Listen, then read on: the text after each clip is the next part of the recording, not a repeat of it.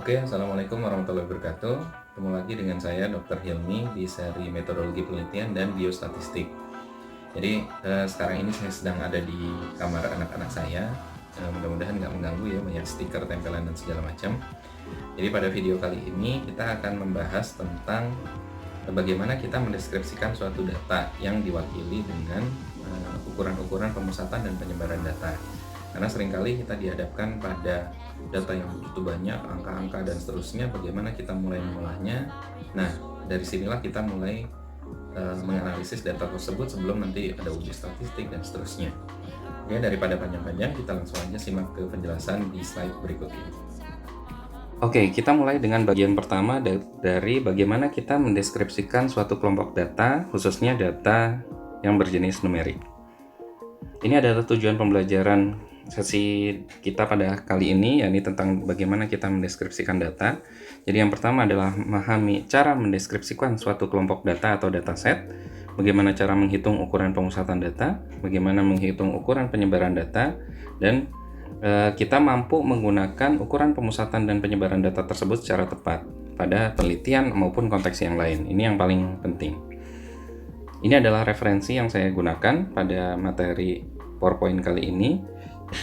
Nah, kita mulai dengan hal ini. Nah, kita bisa lihat, misalkan kita pada suatu waktu mengamati suatu populasi. Hasilnya adalah seperti ini. Kita lihat di sini sangat menyebar ya. Ada yang sangat kurus, ada yang badannya berotot di sini pria elemen, tapi di sebelahnya juga ada pria prenagen di sini yang agak gemuk. Nah, di sini kita diminta untuk mendeskripsikan. Jadi kesimpulannya apa dari hasil pengamatan kamu? Gimana gambaran populasi tersebut gitu? Gampang atau susah? Sepertinya susah ya, karena ini datanya sangat menyebar, kita harus hitung dulu dan seterusnya. Jadi agak sulit untuk mendeskripsikannya. Nah, coba kita ubah datanya. Ini adalah data kategorik ya, kalau misalkan masih ingat materi-materi yang sebelumnya. Coba kita andai kata data ini kita ukur dalam bentuk indeks massa tubuh. Nah, ini adalah hasilnya. Jadi ibaratnya hal pengamatan kita tadi kita lakukan pada mahasiswa tingkat 2 Fakultas Kedokteran Unisba, lalu kita ukur indeks massa tubuhnya. Kita dapatkan hasil seperti ini. Kita menemukan ada angka-angka indeks massa tubuhnya. Nah, apakah jadi lebih mudah untuk mendeskripsikannya? Sepertinya tidak juga ya. Jadi ini masih berupa angka-angka yang ya deretan angka yang kita juga masih sulit untuk menyimpulkannya, dan kalau ditanya bagaimana gambaran indeks massa tubuhnya, kita juga masih bingung gitu. Nah, supaya kita bisa mendeskripsikan data-data ini, jadi seharusnya kita terlebih dahulu mengelompokkan data-data ini terlebih dahulu supaya lebih mudah untuk dideskripsikan dan kita menarik kesimpulan. Contohnya adalah pertama-tama kita coba membuat suatu tabel distribusi frekuensi seperti ini. Nah, data IMT yang tadi kita kelompokkan dalam rentang-rentang tertentu. Misalkan mulai dari yang paling rendah 12 sampai 16, kemudian 16 sampai 20, 20 sampai 25 dan seterusnya sampai yang paling tinggi. Kemudian kita tuliskan jumlah berapa mahasiswa yang IMT-nya termasuk dalam range tersebut. Misalkan 12 sampai 16 ada 6 orang. 16 sampai 20 ada 10 orang dan seterusnya. Di sini kita bisa lihat bahwa ternyata sebagian besar mahasiswa IMT-nya berada pada range 20 sampai 25.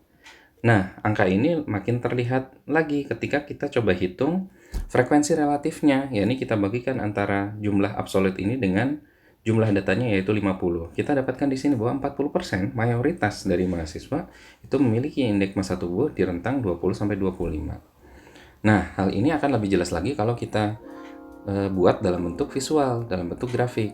Kita buat histogram contohnya. Nah, di sini makin terlihat lagi bahwa data tersebut tersebar dan memusat di tengah-tengah sini pada range antara 20 sampai 25. Dari sini bisa kita ketahui dan kita bisa langsung menceritakan bagaimana sih gambaran IMT mahasiswa tingkat 2. Mayoritas IMT mahasiswa tingkat 2 adalah pada rentang 20 sampai 25.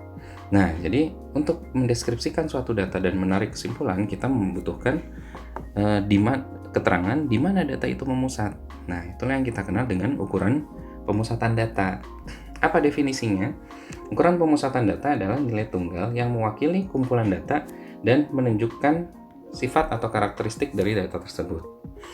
Dalam bidang statistik, kita kenal dengan istilah tendensi sentral, Dan dalam bahasa Inggris kita kenal dengan istilah average. Nah, average ini atau tendensi sentral ini terdiri dari 3 ukuran, yakni mean, median, dan modus. Saya yakin kita semua pernah belajar dulu pada saat SMP atau SMA gitu ya.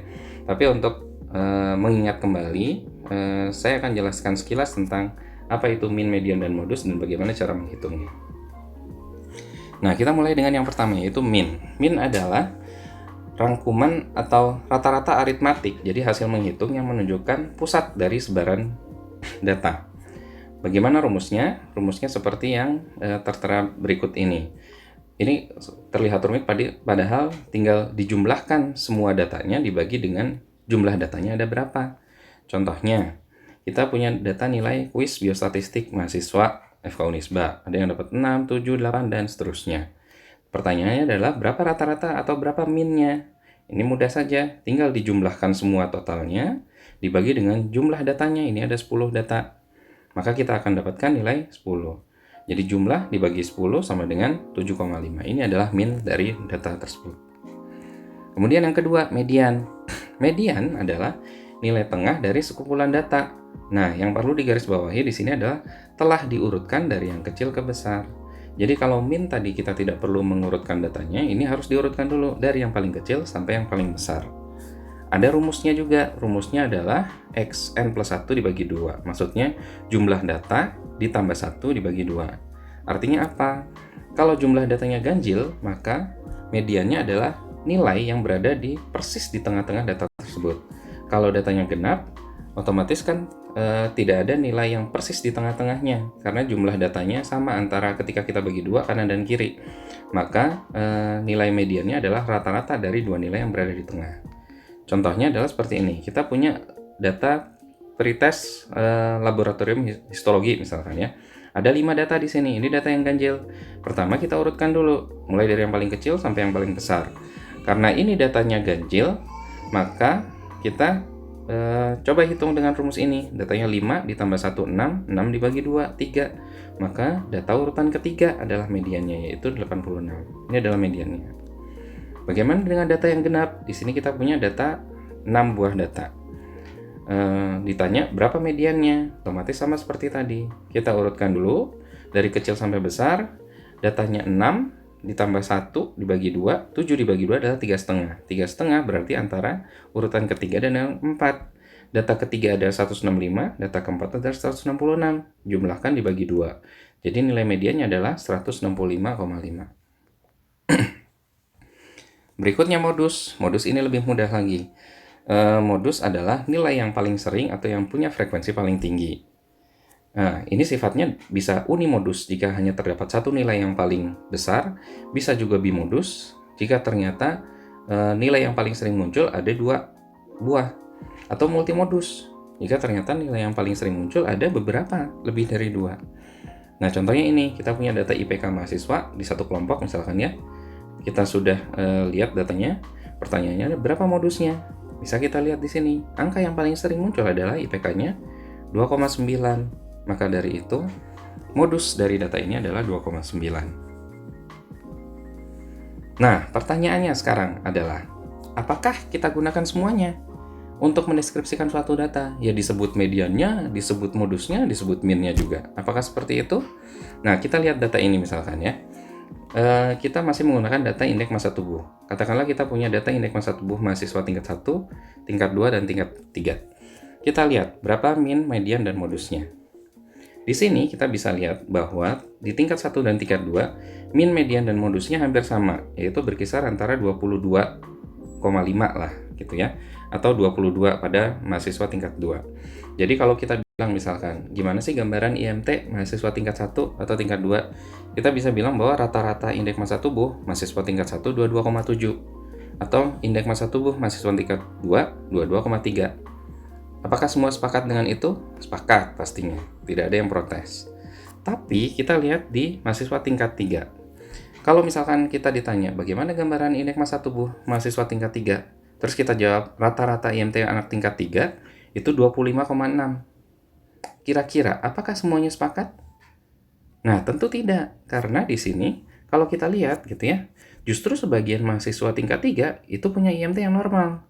Di sini 22, kemudian 25, 25, 23, 23, 23, 20, 22 gitu.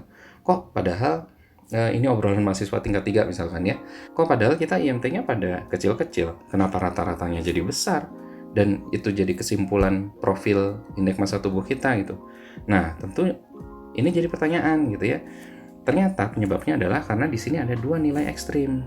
Ada dua anak yang super gemuk nih ya, yang IMT-nya 35 sama 38. Dan itu mengubah rata-ratanya jadi tertarik, makin besar nilainya.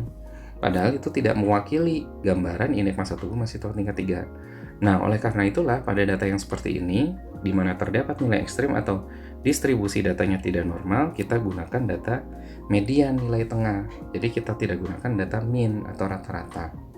Nah, yang saya sebut dengan distribusi data tadi kira-kira bisa digambarkan sebagai berikut grafik-grafiknya. Jadi ada yang disebut sebagai distribusi data yang normal. Apa cirinya? Jadi mean, median, dan modusnya itu terletak pada nilai yang sama. Mean-nya ya angka itu, mediannya segitu, modusnya juga segitu. Sehingga nilai di setelah mean dan sebelum mean itu jumlahnya sama. Ini adalah distribusi data yang normal.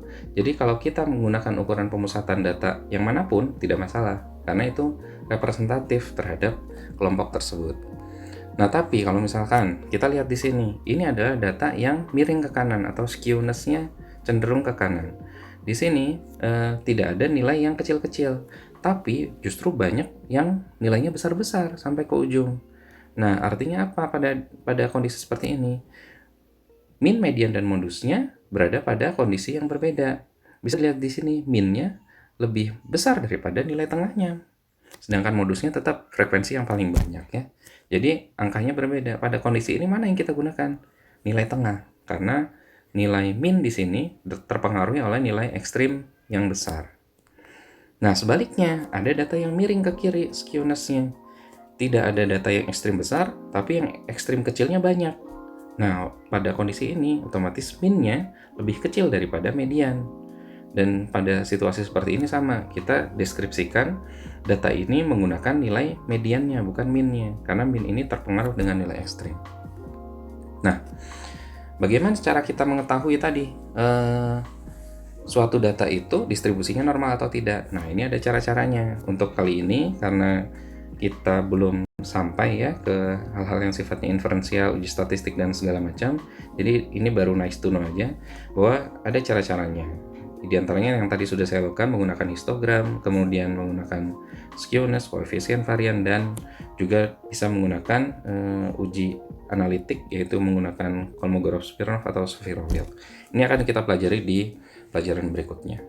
Nah, jadi kesimpulannya untuk di bagian pertama ini bahwa untuk mendeskripsikan suatu data, kita perlu tahu di mana data itu berpusat. Nah, oleh karena itulah ada ukuran-ukuran pemusatan data yang sesuai. Ukuran pemusatan data yang kita gunakan adalah mean, median, dan modus. Dan kapan kita menggunakan mean, median, dan modus tergantung dari distribusinya. Jika distribusinya normal kita gunakan mean, jika distribusinya tidak normal kita gunakan median. Demikian kira-kira kesimpulan untuk materi bagian 1 kali ini. Mudah-mudahan bisa dimengerti. Ya, itu tadi penjelasan tentang bagian pertama ya, dari bagaimana kita mendeskripsikan suatu data, yakni tentang ukuran-ukuran pemusatan data. Jadi sekali lagi saya simpulkan bahwa untuk menyimpulkan dan untuk mendeskripsikan suatu kelompok data, kita membutuhkan ukuran pemusatan data. Ukuran pemusatan data itu terdiri dari 3, yakni mean, median, dan modus. Mana yang digunakan tergantung dari jenis distribusi datanya. Jika distribusi datanya normal kita gunakan mean atau rata-rata, jika distribusi datanya tidak normal kita gunakan median, itu lebih tepat. Itu saja kesimpulan untuk video kali ini, mudah-mudahan berguna dan bermanfaat. Terima kasih, kita ketemu lagi di video yang bagian kedua, jangan kelewatan ya. Assalamualaikum warahmatullahi wabarakatuh.